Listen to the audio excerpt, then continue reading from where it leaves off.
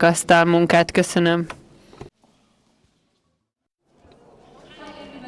Üdvözlök mindenkit ismét. Azt hiszem ideje elkezdenünk, mert már 15 perces csúszás van így is.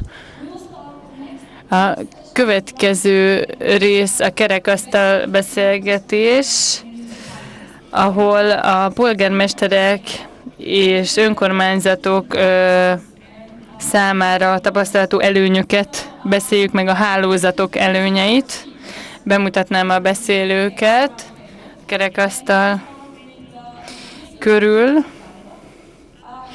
Ginka Csavdarova, aki az Önkormányzatok Nemzeti Szövetségének elnöke Bulgáriából. Sixto Molina, az Európa Tanácstól, a Városok és Régiók Szövetsége a roma felzárkóztatásért szervezettől. Molnár Attila, aki az Urbact Romanet Project-től jött Budapestről. Kristel Danel, a Eurocities roma felzárkóztatási munkacsoport elnöke Belgiumból.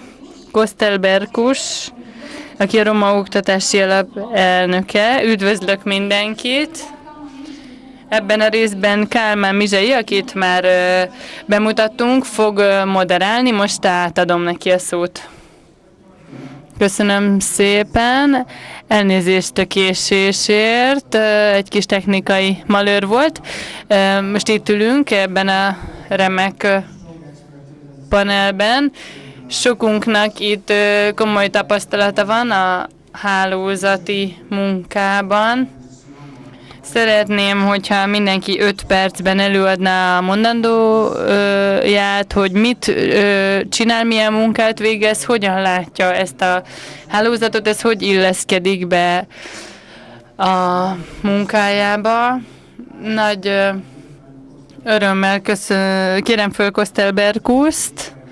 Violetta már bemutatta, hogy a Roma Oktatási Alap elnöke. Ez egy országokon átívelő szervezet.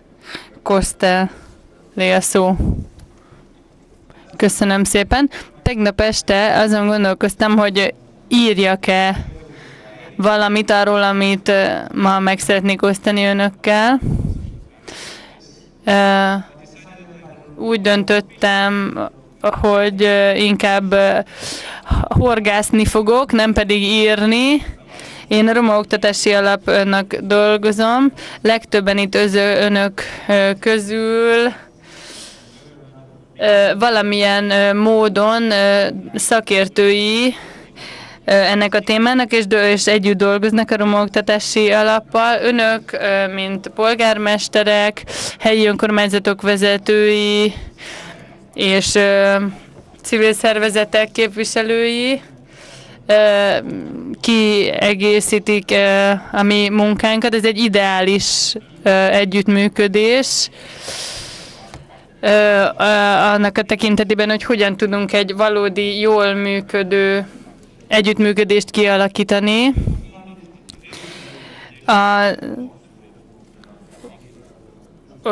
Oktatás nagyon fontos témája a roma felzárkóztatásnak. Kirekesztés szempontjából is bizonyos országokban a roma származású gyerekeket nem megfelelően helyezik el, szegregált iskolákban, például értelmi fogyatékosok besorolásába, tehát szeretnénk ezen a problémán segíteni, átjutni. Bizonyos országokban sok pozitív példát látunk. 7 éve dolgozunk együtt civil szervezetekkel, helyi önkormányzatokkal, hogy az oktatási réseket betömjük. Tehát valamit ezért végül is írtam, a legfőbb pontokat, amiket használni lehet, mint összetevőket a civil szervezetek és az önkormányzatok számára is,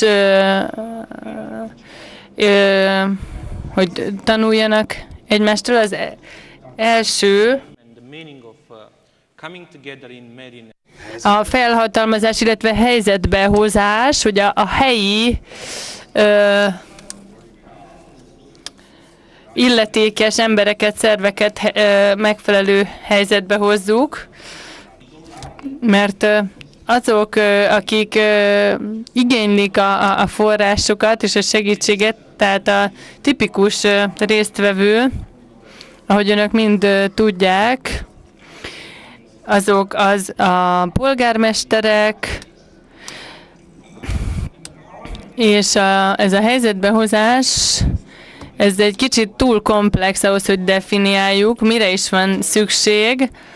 Tudásra van ehhez szükség, felkészültségre, ez egy nagy kihívás. Biztosítani, hogy a helyi közösségeink sokkal elérhetőbbek, felzárkóztatóbbak és bevonóbbak minden állampolgár számára, mert a romák még mindig marginalizáltak, a társadalom peremén élnek. Egy másik ok, ami miatt azt hiszünk abban, hogy ez a hálózat majd használatba kerül az Európai Bizottság részéről, az USF részéről, és egyéb szervezetek részéről, hogy megosztjuk egymással, hogy mit tanultunk, mi az, ami a legjobban működik a roma felzárkóztatás szempontjából, mit javasol nekünk a bizottság, milyen támogatási lehetőségek vannak a helyi hatóságok számára, az infrastruktúra szempontjából, oktatás szempontjából, lakhatási és foglalkoztatási kérdések tekintetében. Azt gondolom, hogy itt ez az a hely, és majd a workshopok során meg tudjuk osztani egymással a tapasztalatainkat, hogy mi az, ami a legjobban beválik, hogy egy olyan mechanizmust indítsunk be, ami a roma felzárkóztatásban a leghasznosabb lehet sok európai országban. Tehát elnök úr, azt szerettem volna mondani, hogy ez a két legfontosabb pont a 9 közül. Miért 9? Mert persze sokkal több van, de ezek a legfontosabbak, amik a roma oktatási alap szempontjából most föl tudjuk használni, hogy hogyan működjön hatékonyabban a felzárkóztatás. Köszönöm szépen. Kostel jó példát mutatott a többi beszélőnek abban, hogy hogyan korlátozta le azt a rengeteg dolgot, amit el akart mondani, csak a legszükségesebbekre, a helyzetbehozás, a jó tapasztalatok és a tudás megosztása. Valószínűleg arra is gondolnunk kell, hogy a jövőben a rossz példákat is meg kell osztanunk egymással, mert ugye nagyon könnyű projekteket úgy összeállítani, hogy végül is nem lesznek sikeresek, nem érik el azt az eredményt, amit kitűztek maguk elé. Az én szervezetemnél sajnos voltak rossz példák is, a jó és a rossz példákból is tudunk tanulni. Most szeretném megkérni Krisztelt, aki az Eurocities roma felzárkóztatási munkacsoport elnöke, hogy beszéljen az ő munkájukról. Köszönöm szépen, hogy itt lehetünk ma. Először elmondanám, hogy is alakult ez a munkacsoport. 2011-ben alakultunk, mert a helyi hatóságoknak problémáik voltak az EU tag bővítése miatt. A lakhatási problémák, emberek elszállásolása, a munkaerőpiacon is problémák akadtak, és a szociális szolgáltatások nehéz helyzetbe kerültek, úgyhogy létrehoztuk ezt a munkacsoportot. 15 város csatlakozott hozzánk, de az a legnagyobb értéke ennek a munkacsoportnak, hogy más hálózatokkal is szoros együttműködésben vagyunk. Szorosan együtt dolgozunk az Európa Tanáccsal, az Európai Bizottsággal és az Open Society alapítvánnyal is. Mik a legfontosabb célkitűzései a munkacsoportunknak? Egy ilyen tapasztalatcserét szeretnénk kialakítani tehát a városok között, hogy oldják meg a helyzetet a romákkal kapcsolatos kérdésekben. Szeretnénk befolyásolni az európai politika csinálást, mert nem csak a tagállamok egészét kell nézni, hanem a kis helyi önkormányzatokat is, mert ott zajlik a valós élet. A helyi önkormányzatoknak kell megoldásokat keresni a kihívásokra, tehát szorosan együtt akarunk működni a városokkal, mert nekik már ugye több éves tapasztalatuk van a roma felzárkóztatás terén, tehát ugye nem arról van szó, hogy én itt majd újra feltalálok valamit. Eddig mit végeztünk? Berlinben roma közvetítőket képeztünk, elmentünk a helyi kontaktpontot, meglátogattuk, és felmértük az ottani helyzetet, és azt is figyelemmel kísérjük, hogy a különböző országok helyi önkormányzatai hogyan működnek a roma felzárkóztatás terén. Sajnos van olyan, ahol azt látjuk, hogy nem annyira vonódnak be, máshol pedig jobban. Tavaly júniusban beszéltünk először a nemzetek közötti együttműködésről, és azt vettük észre, hogy azok a városok, amelyek a munkacsoport tagjai,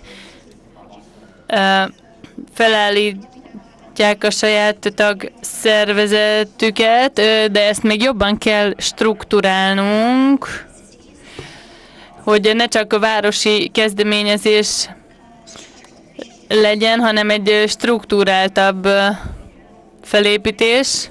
Novemberben lesz a következő találkozónk, és ott pedig a roma felzárkóztatás a munkaerőpiacon lesz a téma, és az a találkozásunk témája, hogy a résztvevő országaink, melyek főleg nyugat-európai országok, párbeszédbe kerüljenek azokkal a városokkal is, ahol a legtöbb roma él. Tehát érdekes lesz leülni az asztal köré, és összegyűjteni azoknak a városoknak a résztvevőit, ahonnan származnak romák, és ahová mennek. Köszönöm szépen, Krisztel. Két izgalmas ötlet, partneri kapcsolat olyan városok között, ahonnan a romák jönnek, és ahová vándorolnak. Ez egy nagyon izgalmas téma szerintem. Remélem, hogy folytatják a munkát ebben a témában, ezen kívül pedig a helyi hatóságok bevonása a roma felzárkóztatás témájába. Ugye érdekes lehet, hogy hogyan lehet ezt ösztönözni és anyagilag támogatni ezeket a roma integrációs programokat. És most átadom a szót Molnár Attilának, aki egy nagyon high-tech hangzású szervezetnek, az Urbact Romanet Projectnek a vezetője. Köszönöm szépen, én egy projektről beszélek, de ez igazából egy ilyen keret, amit az Urbact nyújt azoknak a városoknak, akik belépnek ebbe a partnerségbe. Ez egy 9 várost felölelő projekt, 2 spanyol, 2 olasz város, egy szlovák város, egy cseh köztársaságbeli és 2 magyar város vesz részt ebben. És van Franciaországból is egy partnerünk, Párizs egyik külvárosából. Az Urbact, az egy ilyen városi regenerációs hálózat. A környezetvédelmi fenntarthatóság, társadalmi fenntarthatóság, ami működési területünk. Egy hálózatot akartunk kiépíteni roma témában, leginkább a fiatalságra célozva. Fiatal romákat próbálunk bevonni, és az egyéb roma generációkat is általuk megérinteni.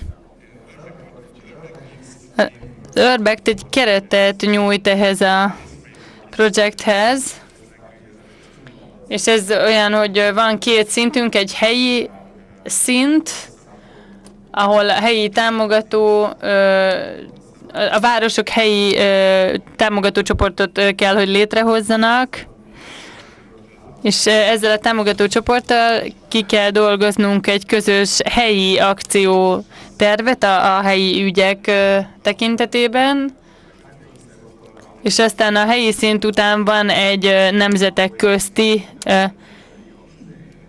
szint,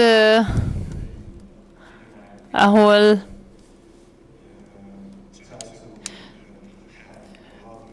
próbálunk minél több közös tapasztalat cserét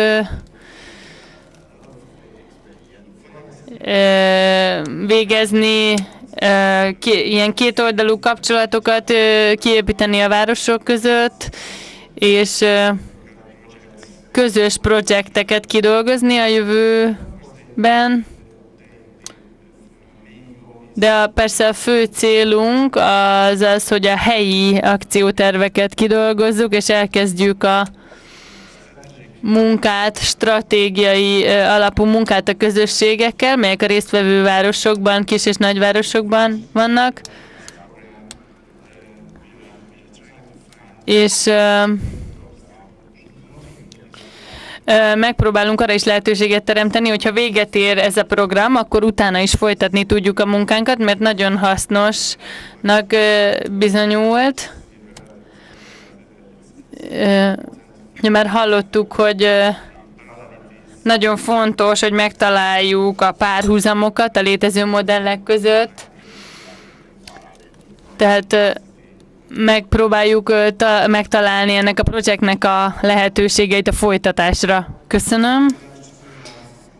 Most átadnám a szót Sixto Molinának, aki a legpéldaértékű páneurópai szervezet az Európa Tanács részéről, ahol ugye remek nagy értékű munka folyik az emberi jogok és a roma felzárkóztatás terén. Be fogja önöknek mutatni a Városok és Régiók Szövetsége a Roma Felzárkóztatásért nevű szervezetet. Köszönöm. Először is meg szeretném köszönni az Európa Tanács nevében, hogy itt lehetünk, és szeretnék gratulálni a Meri elindításához. Megpróbálok én is röviden beszélni, mint az előttem szólók, és fókuszálni a legfontosabb ügyekre, hogy látjuk mi, hogy hogyan kapcsolódnak ezek, mert ugye Európában most nagy munka folyik a roma közösségek védelme érdekében. Nem véletlen, hogy majdnem egyszerre fogadta el az Európa Tanács és az Európai Bizottság a roma felzárkóztatási stratégiát, és szerintem biztos, hogy ez egy nagyon jó kezdeményezés, mert úgy tűnik, hogy megvan a politikai akarat, nemzeti és nemzetközi szinten is, és ugye sok pénz áll rendelkezésünkre, és a humán erőforrások is kedvezőnek bizonyulnak. Tehát önök, polgármesterek, civil és kormányzati szervek tudnak profitálni ebből az egész helyzetből, hogy a legveszélyeztetettebb, legérzékenyebb csoportok végre profitálhassanak ebből. Az egyik legfontosabb az, hogy most ne annyira a roma ügyek tekintetében úgy döntöttünk, hogy inkább az alulról jövő alapszintű dolgokkal fogunk foglalkozni, nem pedig politika csinálással. Lehetnek stratégiáink, ajánlásaink, de hogyha ezeket önök helyi szinten nem tudják megvalósítani, nem állnak rendelkezésükre a források, akkor 2020-ra semmit nem fogunk elérni. Tehát ez lenne az én egyik legfontosabb üzenetem, hogy mindenki próbáljon meg minél aktívabb szerepet vállalni a hálózatokban, használjuk ki a lehetőségeket, tegyünk bátor lépéseket. Tehát ez a Káron bizottság, amit már említett Zárdi úr, és változtatja a munka módszerét. Most már közvetlenebbül szeretnénk fókuszálni az együttműködésre, a tapasztalat cserére, hogy ha megvizsgálunk olyan eseteket, amik közösek a különböző országok között, akkor cseréljük ki tapasztalatainkat, magyarázzuk el egymásnak, ez miért működött, ez miért nem, például Svédországban, Macedóniában. Minden tagállamból szeretnénk profitálni, megosztani a jó és a rossz tapasztalatokat. Tehát a Kárumon keresztül arra akarunk fókuszálni, hogy bizonyos ügyeket kiemeljünk, és azzal kapcsolatban nézzük meg, hogy melyik ország mit tud bedobni a közösbe, mit tud megosztani. Mindig próbálunk új és új anyagi forrásokat használni, de az is fontos, hogy ezeket minél jobban tudjuk kihasználni. Tehát lehet, hogy mondjuk kapunk európai szintű támogatást, de az is fontos, hogy azt is kihasználjuk, ami nemzeti szinten már rendelkezésre áll, hogy ezt a lehető legjobban használjuk ki, mert nehéz lehet időnként a pénzt elkölteni roma ügyekre, mert be kell fektetni, ugye ebbe a legveszélyeztetettebb csoportba, és a másik dolog, amit ki szeretnék emelni, ez a közvetítők, mediátorok képzése. Nevezhetjük őket közvetítőnek, mediátornak, hídépítőnek, akiknek nagyon fontos szerepük van. Ne felejtsük el azt, hogy az a rés, ez a szakadék, amelyet Andor László úr is említett, hogy a politika csinálók és a roma közösségek között óriási szakadék tátong, ezt át kell hidalnunk.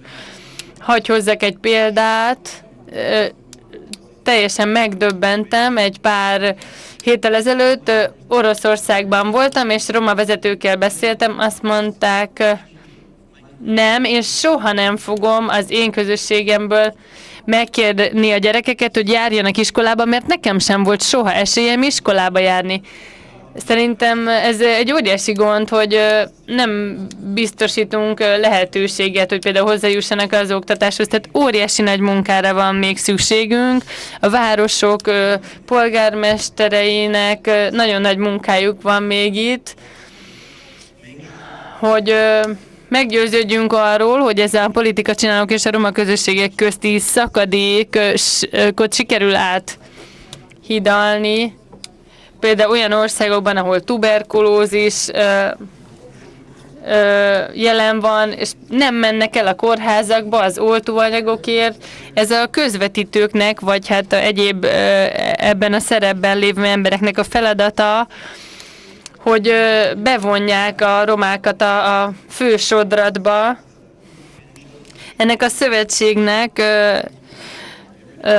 nagy szerepe van ebben, hogy a Meri Network-öt kiaknázza ebből a célból, hogy megvizsgáljuk, hogy a hasonló problémák kis és nagyvárosok között le tudjunk ülni együtt, és kicseréljük tapasztalatainkat bizonyos ügyekben, és remélhetőleg a Meri segítségével sikerül önöknek is eladni ezt, és informálni kollégáikat, hogy vannak jól bevált gyakorlatok, amik tényleg működnek, és ezeket lehet, hogy jobban ki lehetne terjeszteni, és jobban kiaknázni az önök városaiban a roma közösségek előnyére. Szerintem ez egyik legnagyobb kihívás, hogy a Meri és egyéb kezdeményezések segítségével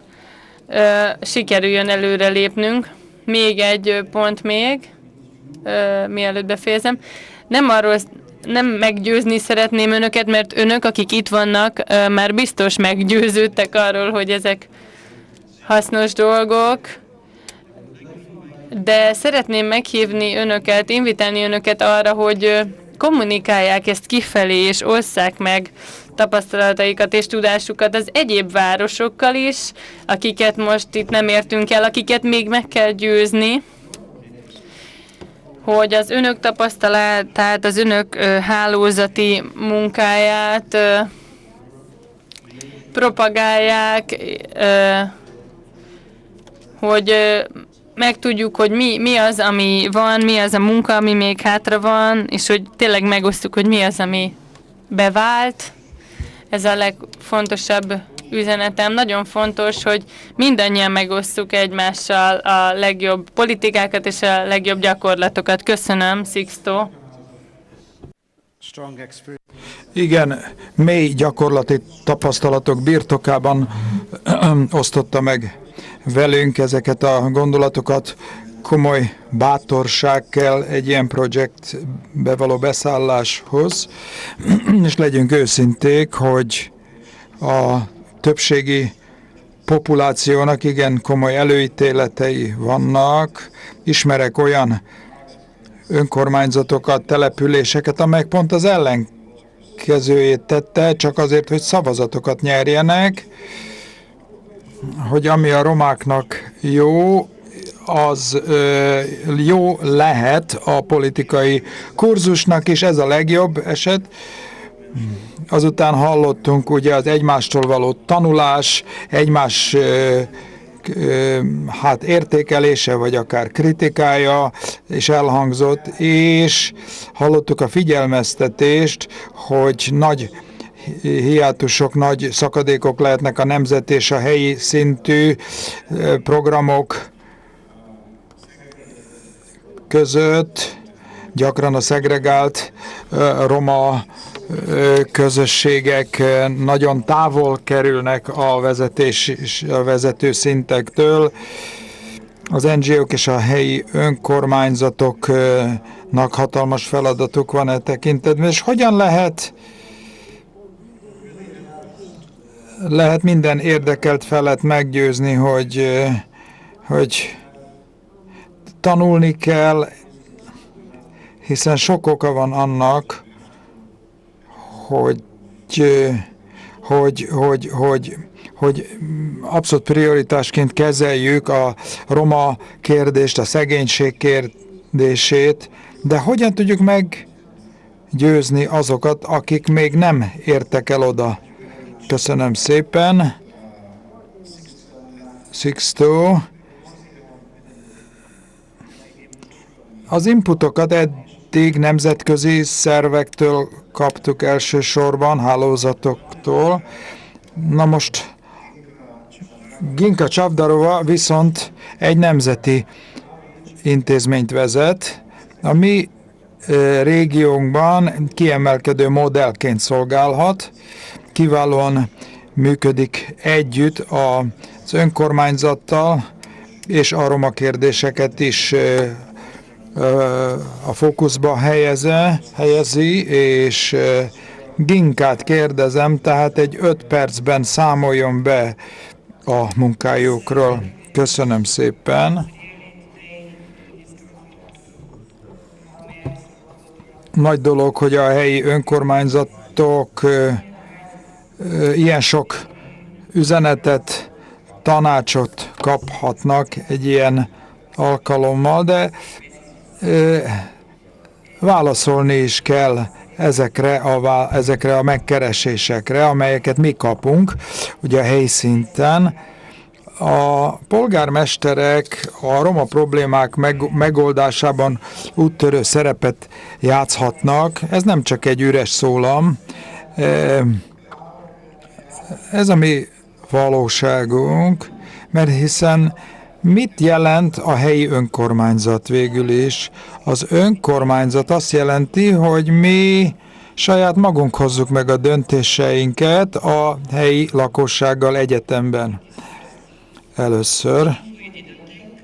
És hogyha nem így lenne, akkor legközelebb ez a helyi lakosság egy új polgármestert választ, és egy új képviselőtestületet. A másik dolog, hogy a választott önkormányzati tagok egy része a roma populációból jön, ez teljesen normális, és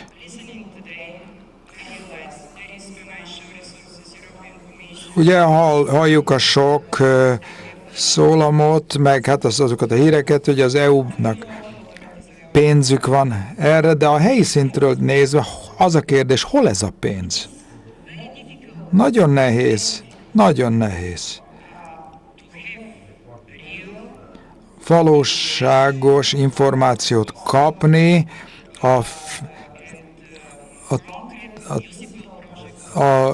támogatási lehetőségekről, illetve a municipális projektekről. Megvannak a problémáink, a hibáink is, de megvannak a tapasztalataink, jó tapasztalatok is, mindennapi tapasztalatunk van arról, hogy hogyan kell a roma és egyéb populációk számára szolgáltatásokat nyújtani.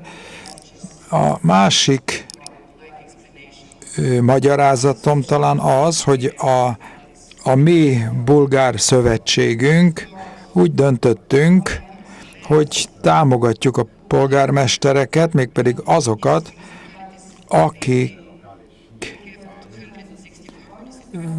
264-ről beszélünk, ebben 70-valahányban több mint 10%-os a roma arány, egy jó.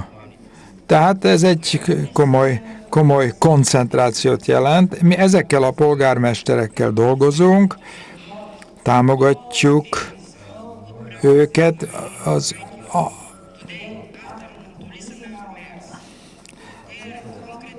Konkrét példákat, legjobb tapasztalatokat, gyakorlatokat adunk át ezeknek az polgármestereknek, hogy 5-6 éves roma gyerekekkel hogyan tudunk jó eredményeket elérni az iskolában is. Új kutatási eredményeink vannak kulturális téren, kulturális eredményeken. Azt érem, hogy mit tudom én, tud késsel, villával enni az asztalnál. Az utolsó mondandóm pedig az lenne, hogy a hálózat nagyon fontos. Én sok hálózatot hoztam már létre, nemzetközi hálózatokat is. Most például dél-kelet-európai lokális hatóságok hálózatát hoztuk létre, tehát a hálózat nagyon fontos. Itt a döntéshozókról van tehát szó. Nincs idejük e-mailekre, amelyek több száz oldalasak. ha polgármesterekkel akarnak dolgozni ebben a környezetben, akkor tartsák magukat a játékszabályokhoz, hiszen itt olyan elfoglalt emberekről van szó, akik látható eredményekre törekszenek. De nincs elég idejük, hogy hosszú megbeszéléseken vegyenek részt, nem mert nem akarnak, hanem nincs rá idejük. Tehát az idő az nagyon értékes számunkra, tehát az az én tanácsom, hogy ezt a játékszabályt kövessék, amikor a polgármesterekkel dolgoznak. Tehát elindítottuk ezt a hálózatot Bulgáriában, most pedig több mint 22 tagunk van, napi kapcsolatban adják át egymásnak az információkat, és folytatjuk a munkánkat, de ismerjük a gyengeségeinket is, például a legjobb gyakorlatokkal kapcsolatban, ugye felmerül a kérdése, hogy hogyan tudjuk az oktatásba bevonni a gyerekeket. Ebben elég jó a tapasztalatunk, viszont az egészségügy területén elég gyengén állunk. Persze, hát nyitva állunk ezen a téren is, hogy halljuk a legjobb gyakorlatokat, megpróbáljuk átadni a problémáinkat is, és külső-belső téren is gyűjtjük a jó ötleteket. Nem csak jó stratégiákat akarunk átültetni, hanem a helyi hatóságokat bár be kell vonni az előkészítés szintjén, de azután persze sajnos ezek a stratégiák csak a papíron maradnak. Felmutatják, hogy van egy stratégiánk, jó nemzeti stratégiánk. Na most ezekből hány jut le az NGO-khoz, a helyi hatóságokhoz ebben az évben vagy jövőre, és ezért ne bízzanak a papírban, hanem menjenek el a helyszínre, és nézzék meg, hogy a stratégiákat valóban végrehajtják-e. Köszönöm.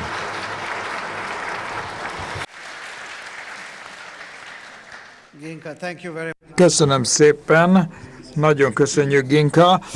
Ezeket a tanácsokat meg kell fogadnunk, és azt hiszem egyetérthetünk, hogy a jó stratégia csak akkor jó stratégia, amely nem a papíron marad csak, és jól mutat az irattartóban, hanem amely realisztikus, amely tulajdonképpen egy úti tervet ad, hogy hogyan lehet a nemzeti költségvetés alapján végrehajtani. Ha nem erről van szó, az nem érdemli meg a stratégia nevet. Persze, ezt meg kell mondani az önök nemzeti hatóságainak, és hogyha ezek a komponensek nem szerepelnek a stratégiában, akkor azt kell nekik mondani, hogy jó, ez nagyon jó, hogy erről prédikáljanak, de számunkra ez nem elegendő. Köszönöm szépen! Hát egy kicsit kevesebb maradt már, mint fél óránk, tehát szeretnék hallani a közönség soraiból is kérdéseket, megjegyzéseket.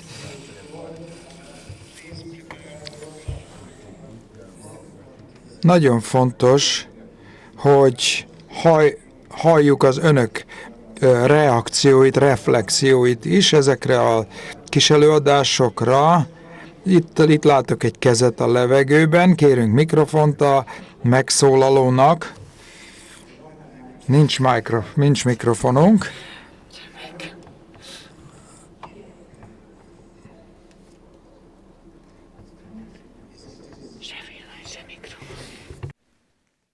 Thank you very much.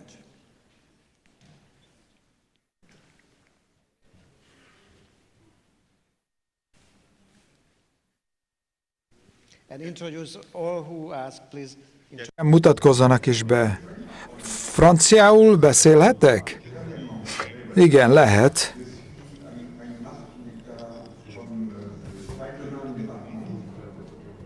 Yes. Now in French. Tehát franciául jön a szó. Két megjegyzésem lenne az elhangzottakkal kapcsolatban. Előttünk van ugye több ilyen hálózat, nagyon érdekes hálózatok és nagyon hasznos hálózatok, de mindegyik közösségben ugye a helyi hatóságok egyedül állnak. Hogyan lehet működhetnek szűkös pénzekkel, pénzalapokkal? Ezek a hálózatok nem tudjuk, hogy működnek, hogy különbözőképpen működnek, ezek gyakorlati kérdések. A másik megjegyzésem pedig az, sajnos a hang időnként kikapcsol, én a Waldermann kerületből vagyok, és nem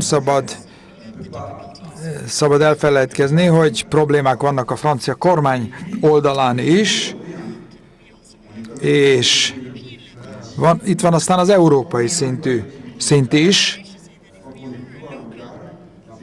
Mi helyi hatóság vagyunk, és rendkívül nehéz számunkra európai pénzekhez jutnunk. Annyi emelete van a vertikumnak, hogy nagyon nehéz egy integrált politikát letenni az asztalra, amely lehetővé teszi, hogy mondjuk oktatásra, kultúrára, gyermeknevelésre pénzeket kapjunk.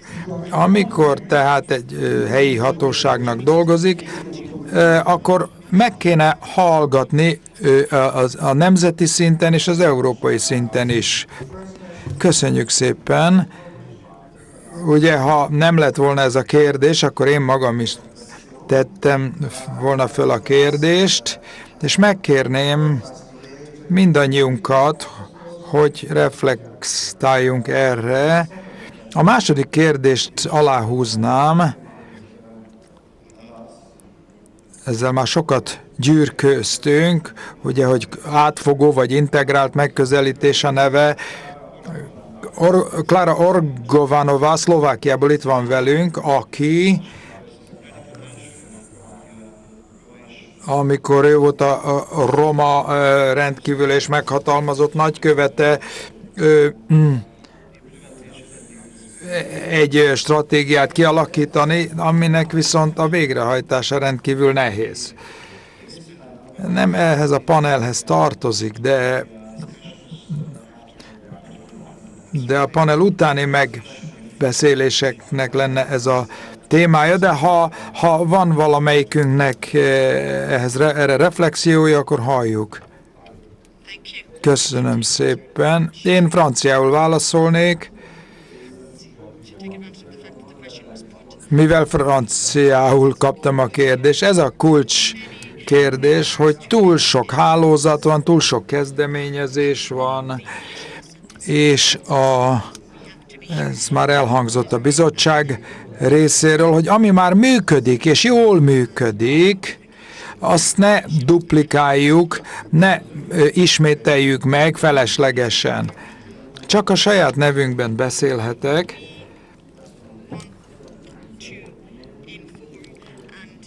Mi informálni akarjuk és bevonni a polgármesteri hivatalokat, hogy amit ők csinálnak, az már nem fut-e valahol máshol, ne legyen megkettőzése a munkának, hiszen abszurd lenne, hogy olyat csináljunk,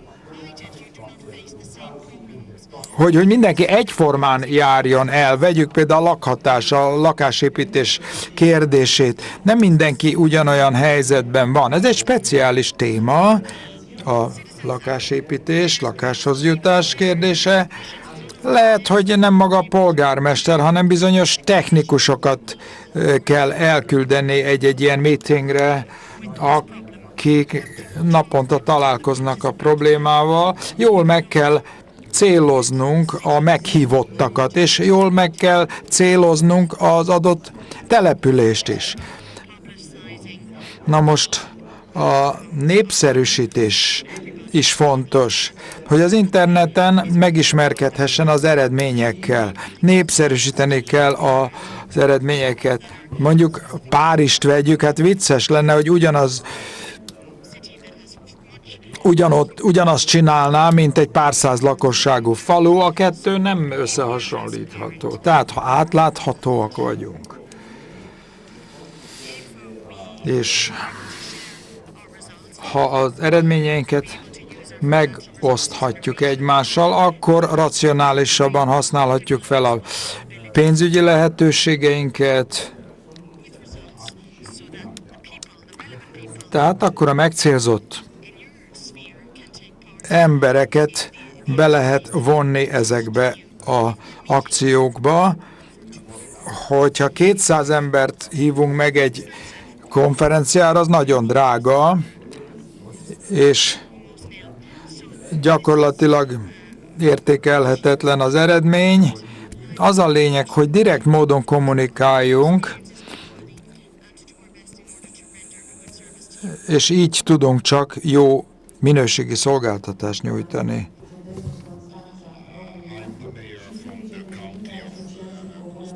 Konstanca megyének vagyok a polgármestere, és egyben a Román Falu Szövetségnek az elnöke. Igen, sok roma lakik nálunk, akik egyébként tehát előzönlik Európát. Tudjuk Franciaországban is, tudunk a jelenlétükről.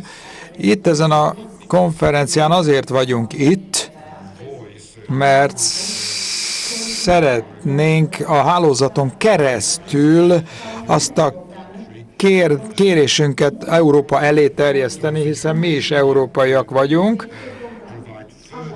hogy további roma programokat kérnénk finanszírozni, hiszen egészen a probléma gyökereig le kell hatolni, a helyi közösségekig el kell jutni, oktatás, egészségügy területén, és hát oda kell figyelni a lakhatásra is, mert ha megvan a lehetőség, hogy lakáshoz juttassuk őket, tisztességes lakáskörülményeket biztosítunk nekik, akkor nem fognak vagabondokként vándorolni Európa szerte.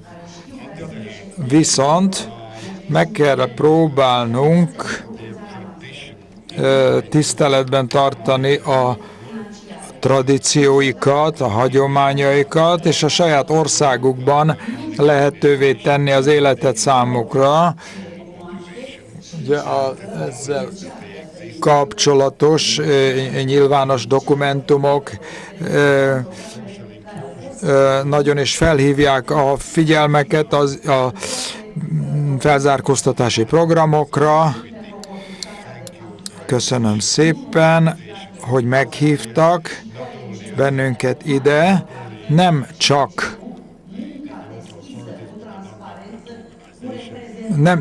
csak a helyi hatóságokat, hanem a nem kormányzati szerveket is meghívták, hiszen keményen támaszkodunk az ő munkájukra. Ők segítik az átláthatóság megvalósítását. Szükségünk van a segítségükre azért, hogy a romákat ne gettókba kelljen zárni, hanem maradhassanak a város területén belül. Úgy gondolom, ez a megoldás. A kommunikáción felül, és azon túlmenően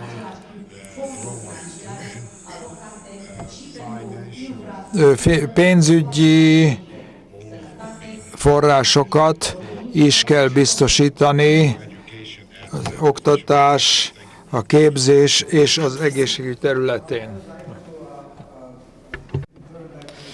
Szeretnék visszatérni a panelhez. Nem tudom, hogy valaki más esetleg akart visszatérni az első kérdésre. ami a legkritikusabb a panel szempontjából.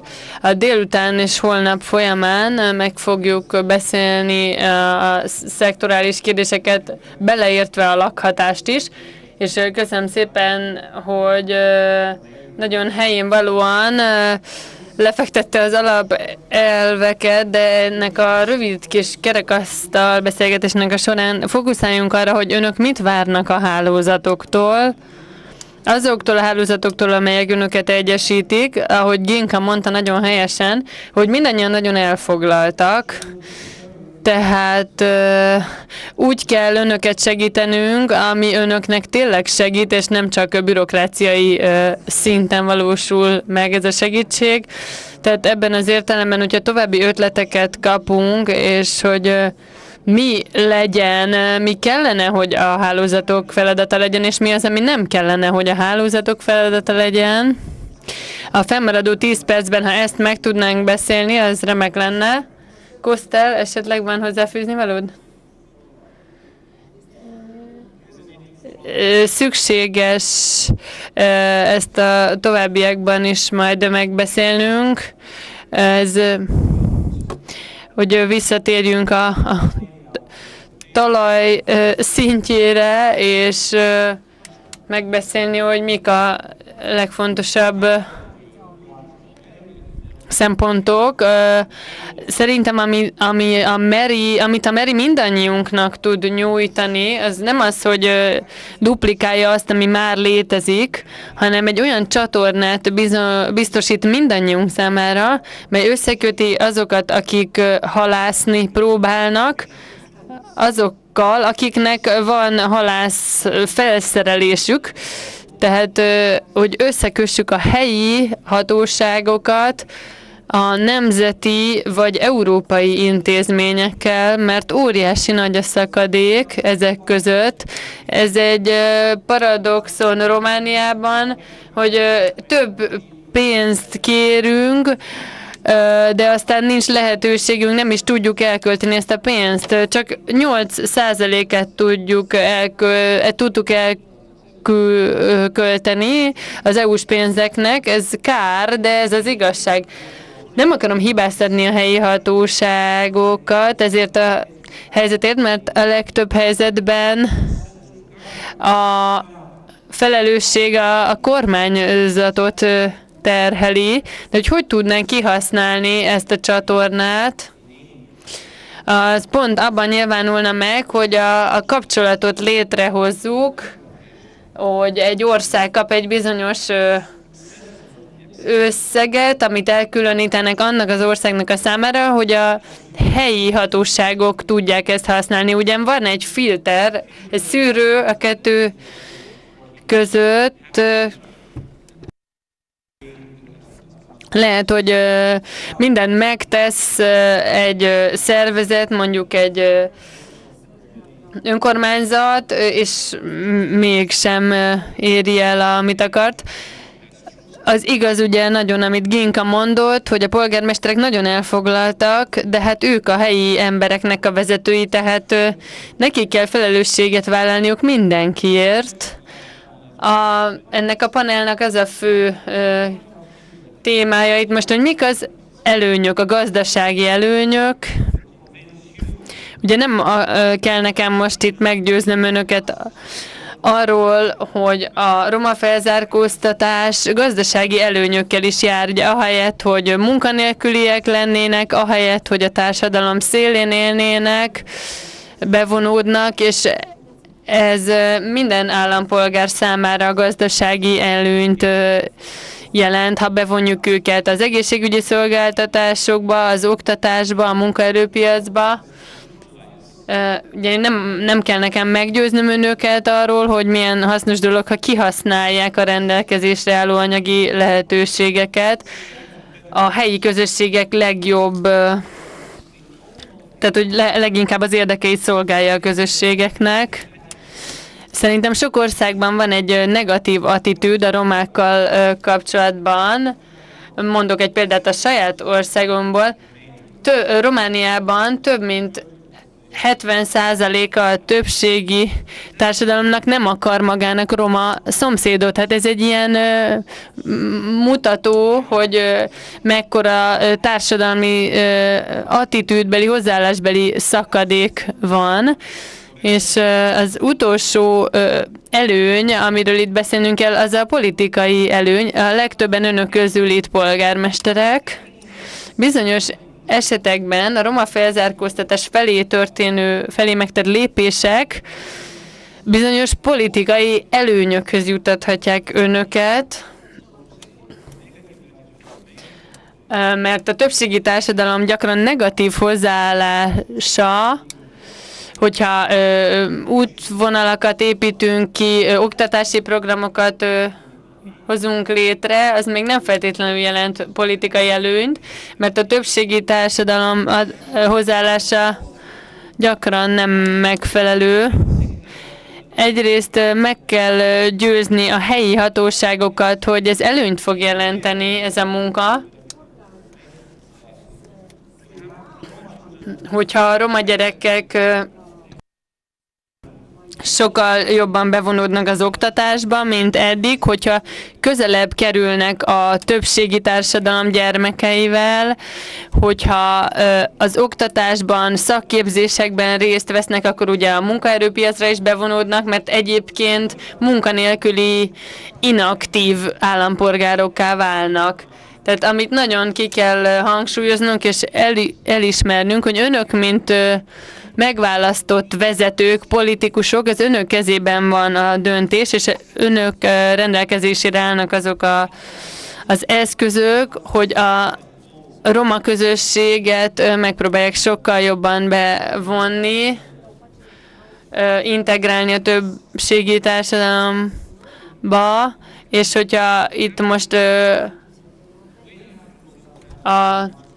az adományozókhoz is fordulok, és az európai szintű szervezetekhez sokkal közelebb kell lépnünk, és innovatív útvonalakat, módszereket találnunk, arra nézve, hogy hogyan érjük el azokat az embereket, akik a leginkább szükséget szenvednek, és hogy őket hogyan ösztönözzük minél jobban arra, hogy ők is tegyenek lépéseket felénk. Köszönjük szépen, Kosta!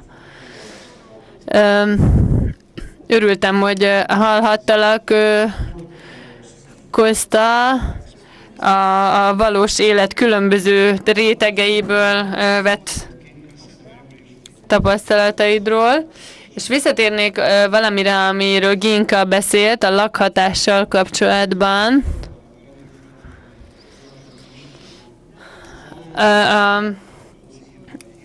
Az Európai Bizottságból itt van egy kedves kollégám, aki tervezett egy olyan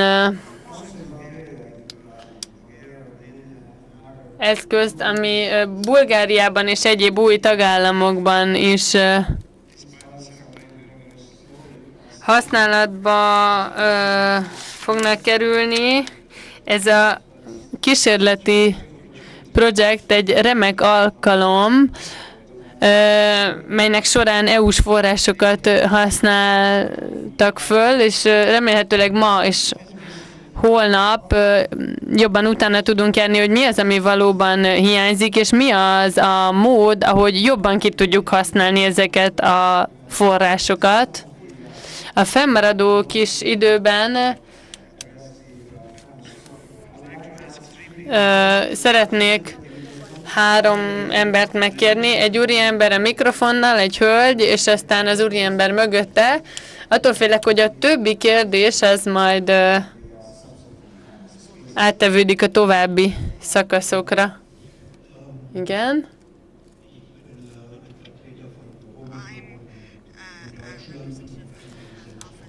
Én egy roma hivatalt képviselek Németországból. Azt érzem, hogy a probléma itt van a szobában, a teremben, mert mi romák nem tárgyak vagyunk. Nem olyan tárgyak, amiket feldolgoznak, a polgármesterek és korábbi szocialista biztosok, mi alanyok vagyunk, nem pedig tárgyak, hogyha minket a társadalom hiányosságainak, negatívumainak kezelnek, akkor itt soha nem lesz roma integráció valójában. Ahol sok pénz van, ott mindig sok ember gyűlik össze, ez egy régi mondás. Itt most sok pénz van, tehát sokan összegyűltünk, de hova tart ez a pénz? Az a kérdés. Körbejártam a Balkán országokat, 80%-a a pénznek nem jut el a romákhoz, hanem bürokráciai szinten szertefoszlik. És ugyanez vonatkozik Franciaországra, Németországra, az Egyesült Királyságra. A pénz 80%-a, amit a romáknak különítenek el, adminisztratív szinten marad, és 20% jut el a roma emberekhez. Hogyha ez az arány nem változik, akkor nem fog megvalósulni a roma emberek integrációja. Ez olyan, mint egy ilyen, mint az indiánok helyzete az USA-ban 100 évvel ezelőtt. Mielőtt átadnám a szót önnek, nagyon egyetértek. Fontos követni a pénz útját, hogy valóban megérkezik-e azokhoz, akiknek szánják. De én nem hinném, hogy itt ebben a teremben bárki is a romákat tárgyakként kezeli, tehát előlegezzük meg a bizalmat az itt jelenlevő embereknek, ha csak nem bizonyítják ellenkezőjét. Szerintem itt most mindannyian egyetértünk abban, hogy a romák nem tárgyai, hanem alanyai a társadalomnak. Köszönöm szépen. Sajnos én is meg kell, hogy támogassam az előttem szóló úr mondandójának az első részét. Én is, mint roma, én is mindig egy tárgynak érzem magam, amikor a roma integrációról beszélünk. Ez a hálózat, amit most itt kialakítunk, legyen szíves, győződjön meg arról, hogy a polgármesterek végre értsék meg, hogy a romák mások. Van arcunk, van hitünk, van akaratunk, és amikor önök kialakítják a roma integrációra vonatkozó terveiket, akkor vegyék ezt figyelembe. Például nem minden romának van szüksége lakhatási támogatásra, nem minden romának van szüksége oktatási támogatásra, mert vannak olyan romák, akik rendszeresen látogatják az iskolát. De például mi van azokkal a romákkal, akik már képzettek, esetleg nagyon jól képzettek, ők is munkanélküliek maradnak. Hozok egy példát. Csedárova asszony elmondta, hogy Bulgáriában sok olyan önkormányzat van, ahol sok olyan település van, ahol 10% a roma populáció.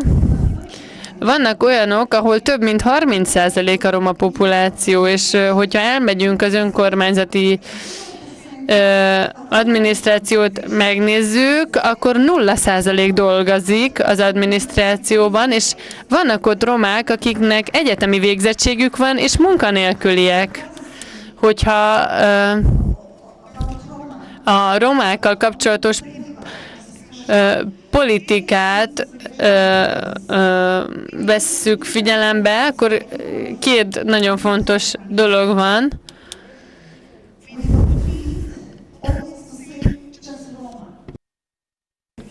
Nem muszáj mindig azt mondanunk, hogy a romák. Lehet azt mondani, hogy az összes roma, vagy ti romák, vagy azok a romák, akik nem járnak iskolába. Tehát lehet különbséget tenni, és a második dolog, ez most a polgármesterekhez szól, hogyha önök fejleszteni akarják a területüket, akkor vegyék azt figyelembe, hogy a romák részesei az önök közösségeinek, nem lehet őket úgy kezelni, mint akik különállnak valahol ott a település szélén. Be kell fektetni a roma területekbe, de abba is, hogy az emberek között kapcsolat jöjjön létre, mert a romák és nem romák közti kapcsolat nagyon kevés. Ebbe be kell fektetni. És a romániai hölgynek azt akarom mondani, hogy én roma vagyok, és szeretném európai állampolgárként kihasználni azt a jogomat, hogy elutazzak bárhova, ahova akarok. Lehet, hogy Brüsszelbe akarok utazni, nem tudom, lehet, hogy jövőre oda akarok költözni. Én roma vagyok, és milyen problémát fogok én okozni önöknek, hogyha Brüsszelbe költözök? Miért kezeljük a roma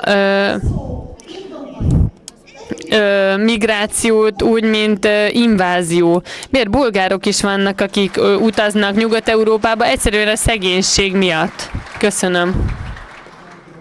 Köszönjük szépen. Szeretném megadni a lehetőséget annak az úrnak, hogy megszólítsa a kerekasztalt, és aztán visszatérjünk a kerekasztal záró gondolatait megosztani.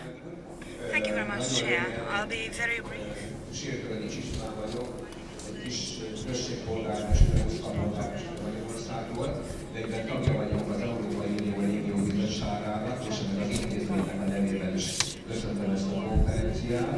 A plenáris ülésünknek volna Brüsszelben, ahol meg kellett volna, hogy jelenjek, de helyettes küldtem, hogy részt vehessek és beszámoljak majd Brüsszelben ennek a konferenciának az eredményéről a Unió Bizottság a plenáris közszakbizottság ülésén. A konkrét kérdésem Gyakorló úrhoz szólna. Néhány évvel ezelőtt a mi kis községünkben egy nagyon eredményes projektet valósítottam Nemszkában. Ez 80%-ban roma lakosságú község. Egy nagyon eredményes hangulatban a Roma Education Fund segítségével a magyar kormányon keresztül kaptuk ezt a támogatást. A kérdésem az lenne, hogy a MERI direktőr esetleg kezdeményezhetne saját kezdeményezésű projekteket, amit esetleg a Roma Education Fund közvetlenül is tudnak támogatni, és a nemzeti kormányokat, mint egy lépcsőt akkor ebből kihagyhatnánk, mert ez úgy gondolom, hogy célra vezetőbb lenne, és megkönnyíteni az eredményes munkát. Köszönöm szépen. Én is nagyon szépen köszönöm. So I will Először megkérem Kosztelt, hogy reflektáljon erre. Azt hiszem, hogy már elérkezett mind a 9 pontjának érintéséhez, de megkérném a panel többi résztvevőjét is, hogy reflektáljon arra, amit hallottunk. Tehát tényleg az utolsó hozzáfűzni valók a networkhöz, a hálózathoz. Kosztál. Röviden fogok szólni, mert szeretném a többieknek is lehetőséget adni, hogy megszólaljanak. Először is köszönöm a kérdést, és a rövid válasz mindenképpen az, hogy igen, mert a mi tapasztalatunk során azt figyeltük meg, hogy én nem annyira szeretem a könyveket, de ezek a beszámolók nagyon fontosak a tudás szempontjából.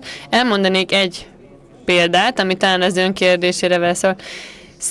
Szerbiában 56 településsel dolgozunk, rengeteg részvevőkkel, helyi iskolákkal, civil szervezetekkel,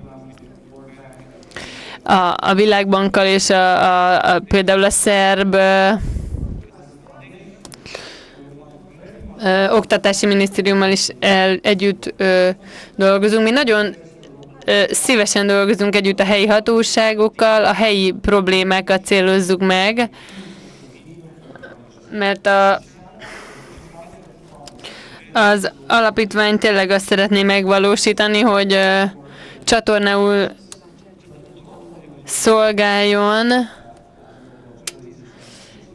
és Magyarországon vannak olyan programjaink, helyi projektjeink, melyeket iskolák vezetnek, vagy helyi hatóságok, ez Bulgáriában is igaz, Romániában is, és egyéb országokban is. Azt javasolnám, hogy lépjenek kapcsolatba velünk, Budapesten van a főhadiszállásunk, de Romániában is jelen vagyunk, Macedónia, Szerbia, Horvátország, Albánia, Románia, Bulgária, Csehország, Szlovákia, Magyarország, talán minden országot felsoroltam, akik együttműködünk. Legyenek szívesek, lépjenek velünk kapcsolatba oktatási ügyekben, szeretnénk megosztani a felelősséget, hogy tényleg elérjük a célokat, eljussanak a források a megfelelő helyekre, hogy tényleg javítsuk az oktatás helyzetét. Szeretném hozzátenni,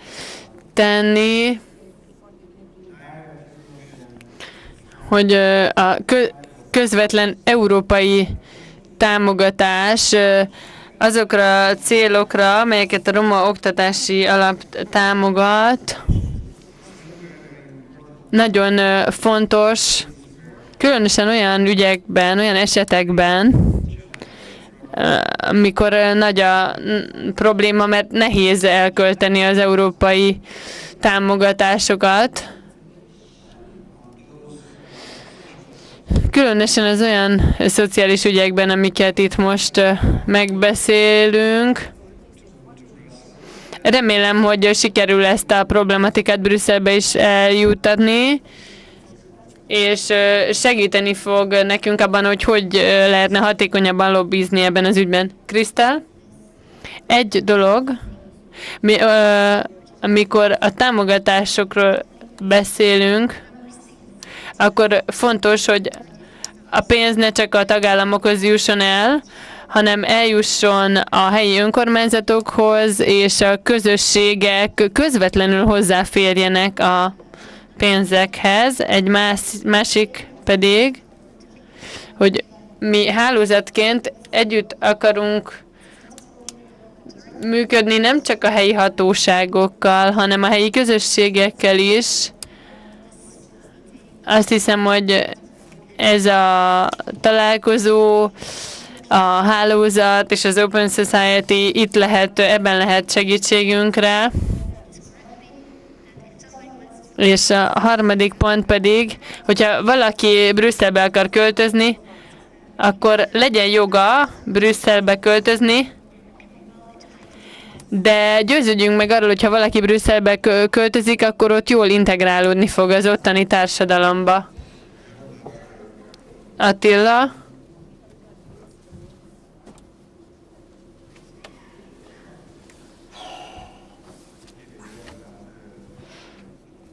Hallottuk már ugye, hogy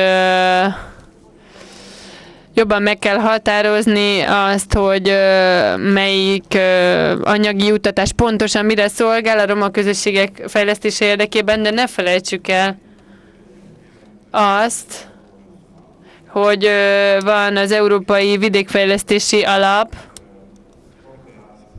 Regionális Fejlesztési Alap, mert beszélhetünk a roma politikával, felzárkóztatással kapcsolatos ügyekről, oktatásról, foglalkoztatásról, de az egyetlen megközelítés, aminek segítségével valós változást tudunk elérni, azt szerintem az integrált megközelítés, és erről beszélnünk kell, és lehetőséget kell biztosítanunk a településeknek, hogy belelássanak a fejlesztési folyamatokba az integrált megközelítés segítségével. Szerintem erre például nagyon jók ezek a hálózatok. Sixto, nagyon röviden, ha lehet. Szerintem a találkozónk címéből kiindulva, ugye a legtöbbet kihozni az EU-s támogatásokból. Szerintem, amit a Mary elsősorban tehetne, az az, hogy beazonosítsa, hogy miért van olyan kevés projekt, ami EU-s támogatásból megvalósult. Miért van az, hogy nem minden pénzt használnak föl, és amit felhasználnak, az sem jut el a romákhoz? Azért, mert ez túl komplex, vagy mert nem tudják, hogy kell ezt csinálni? Vagy mert úgy érzik, hogy hát eddig nem jártunk sikerrel, akkor inkább hagyjuk? Vagy azért, mert a helyi vezetőség és a kormányzat között nem megfelelő a kapcsolat? Szerintem a Mary egyik fő feladata az, hogy azon dolgozunk, hogy hogyan lehet valóban működő projekteket létrehozni, és hogy a támogatás tényleg eljusson oda, ahova kell. Mert szerintem a legtöbben önök közül lehet, hogy elbátortalanodtak, mert nem volt annyira sikeres egy projekt, nem volt annyira sok felmutatható eredmény. Szerintem a Mary itt nagy segítségére lehet.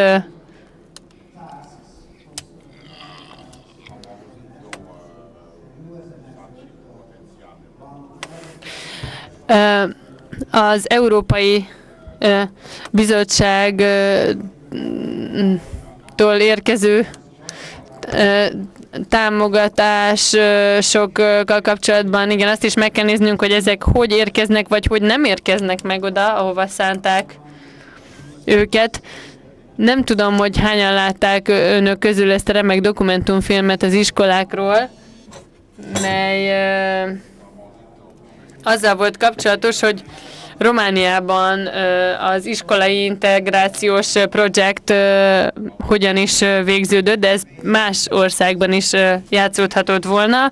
Végül is elpocsékoltak ezt a pénzt, és megmaradt a szegregáció. Ginkai az utolsó szó.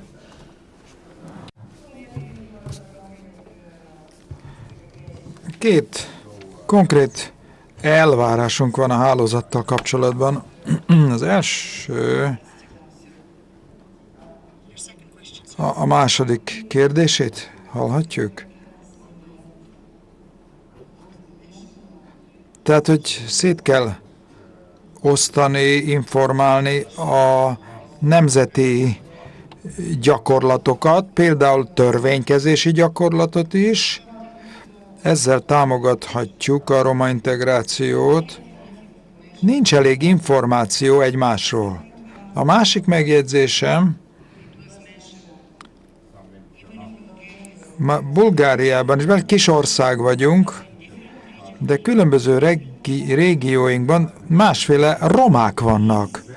Különféle igényekkel, másféle igényekkel, és hogy ezt az információt is be kell számítanunk, amikor a jó gyakorlatokról beszélünk, hogy egy adott területen, egy adott kisebbség esetében hogyan lehet jó eredményeket elérni. És talán egy tanácsom is volna, nehéz persze, de itt senki nem beszélt a média hatalmáról, hiszen jó médiakampányokra van szükségünk, amelyek bennünket segítenek, és segítik a döntéshozást is. Méghozzá a média európai, nemzeti és lokális szintjén szükség van a média támogatására. Ez a hálózat segíthetne így módon a jó ötletek megsegítésére, és az utolsó kérdés a válasz.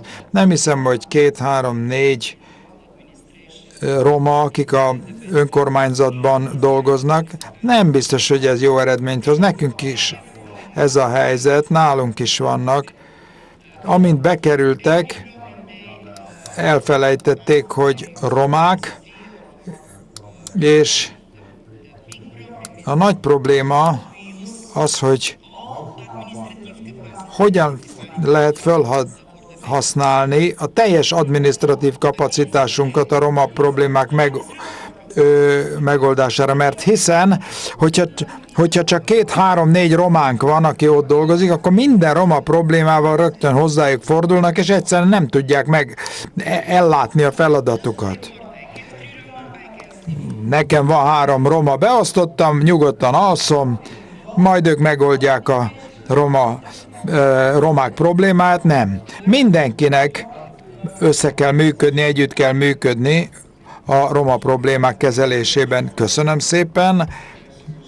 Nagyon komoly panelbeszélgetést hallottunk.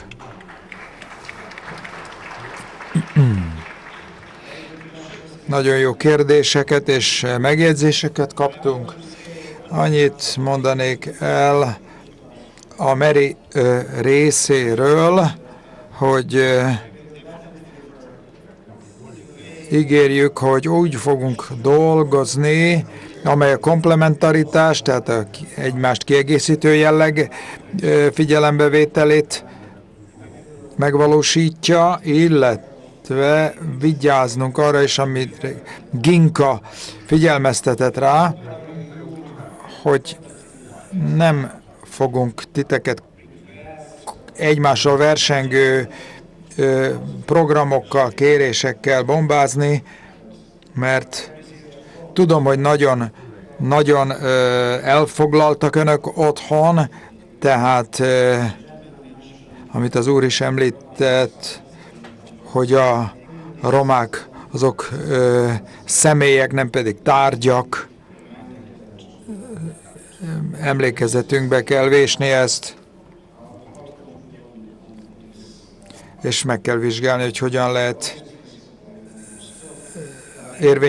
jobban érvényesíteni ezt az elvet. Most Violettának adom át a szót, aki az ebédszünetet jelenti be. Köszönjük szépen az izgalmas eszmecserét. Remélem, hogy ennek nyomán azután nagy izgalmas workshopok következnek. Most elmagyarázom a délután őket. Egy kicsit késésben vagyunk, azért megpróbáljuk 2-kor elindítani a workshopokat.